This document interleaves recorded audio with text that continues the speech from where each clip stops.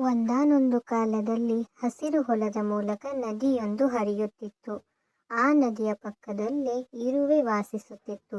ಒಂದು ದಿನ ಇರುವೆ ನೀರು ಕುಡಿಯಲು ಆ ನದಿಗೆ ಹೋಯಿತು. ನೀರು ಕುಡಿಯುತ್ತಿರುವಾಗ ಇದ್ದಕ್ಕಿದ್ದಂತೆ ಇರುವೆ ಹರಿಯುವ ನೀರಿಗೆ ಕಾಲು ಜಾರಿ ಬಿದ್ದಿತು. ಆಗ ಕಾಪಾಡಿ ಕಾಪಾಡಿ ಎಂದು ಇರುವೆ ಕೂಗಲಾರಂಭಿಸಿತು. ಆದರೆ ಯಾರೂ ಅವನ ಕೂಗನ್ನ ಕೇಳಲಿಲ್ಲ. ಅದೇ ನದಿಯ ಬಳಿಯ ಮರದ ಮೇಲೆ ಒಂದು ಪಾರಿವಾಳ ವಾಸವಾಗಿತ್ತು ಮತ್ತು ಆ ಇರುವೆಯ ಶೋಚನೀಯ ಸ್ಥಿತಿಯನ್ನ ನೋಡಿ ಪಾರಿವಾಳಕ್ಕೆ ಕರುಣೆ ಬಂದಿತು. ಬೇಗನೆ ಪಾರಿವಾಳವು ಅದೇ ಮರದ ಒಂದು ಅಗಲವಾದ ಎಲೆಯನ್ನ ಮುರಿದು ಇರುವೆಯ ಹತ್ತಿರ ಎಸೆಯಿತು. ಪುಟ್ಟ ಇರುವೆ ಆ ಎಲೆಯ ಮೇಲೆ ಕುಂತು ತನ್ನ ಪ್ರಾಣವನ್ನ ರಕ್ಷಿಸಿಕೊಂಡಿತು.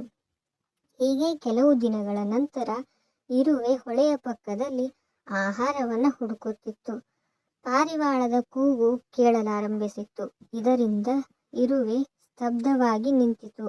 ತನ್ನ ಜೀವವನ್ನ ಉಳಿಸಿದ್ದು ಅದೇ ಪಾರಿವಾಳ ಎಂದು ಇರುವೆಗೆ ಅರ್ಥವಾಯಿತು.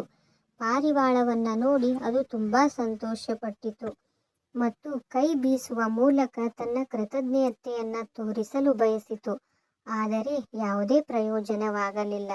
ನಂತರ ಅವನು ಭಯಭೀತನಾಗಿ ಬಿಲ್ಲು ಮತ್ತು ಬಾಣವನ್ನ ಹಿಡಿದ ಬೇಟೆಗಾರನನ್ನ ನೋಡಿತು.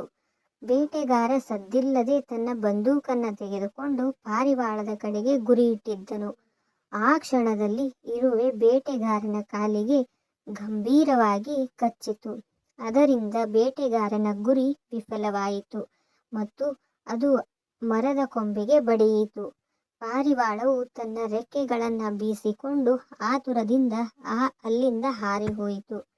ಬೇಟೆಗಾರ ಬಾಗಿ ನೋಡಿಕೊಂಡನು. ಅವನ ಕಾಲಿನ ಮೇಲೆ ಒಂದು ಸಣ್ಣ ಕೆಂಪು ಗುರುತು ಇತ್ತು ಮತ್ತು ಇರುವೆ ಅದು ಎಲ್ಲಿಯೂ ಕಾಣಲಿಲ್ಲ. ಇದರಿಂದ ತಿಳಿದು ಬಂದ ನೀತಿ ಏನೆಂದರೆ, ಅಮೂಲ್ಯ ಕ್ಷಣದಲ್ಲಿ ಮಾಡುವ ಒಂದು ಸಣ್ಣ ಸಹಾಯವು ನೀವು ಕಷ್ಟದಲ್ಲಿದ್ದಾಗ ನಿಮ್ಮನ್ನ ಮರಳಿ ರಕ್ಷಿಸುತ್ತದೆ. ಇದೇ ರೀತಿಯ ಹೆಚ್ಚಿನ ಕಥೆ